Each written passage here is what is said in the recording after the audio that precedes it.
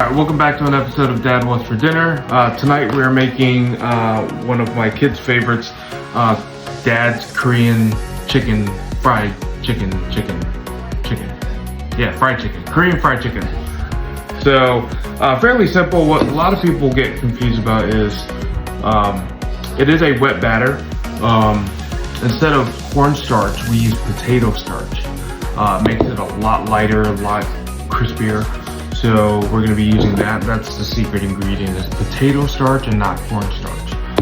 We got a couple sauces. We're doing a spicy gochujang sauce and a standard soy-based sauce. So here we go.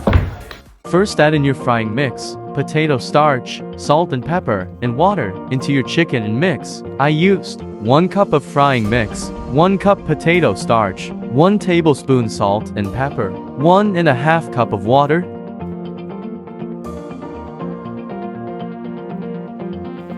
Heat up some frying oil and cook the chicken for 20 minutes until golden brown. My first batch is for the spicy and my second is for the sweet soy glaze.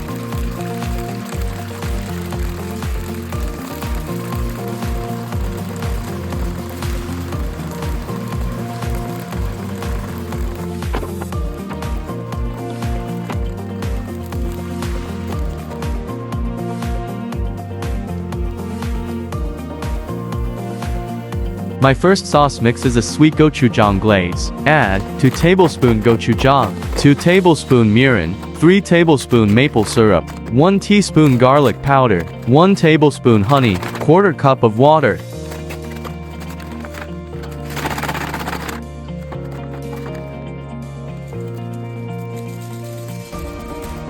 For my sweet soy glaze, add 1/2 cup of soy sauce, 1/4 cup of brown sugar, 1 teaspoon garlic powder, 1/4 cup of water, 1 tablespoon honey. Mix sauce into chicken thoroughly and serve.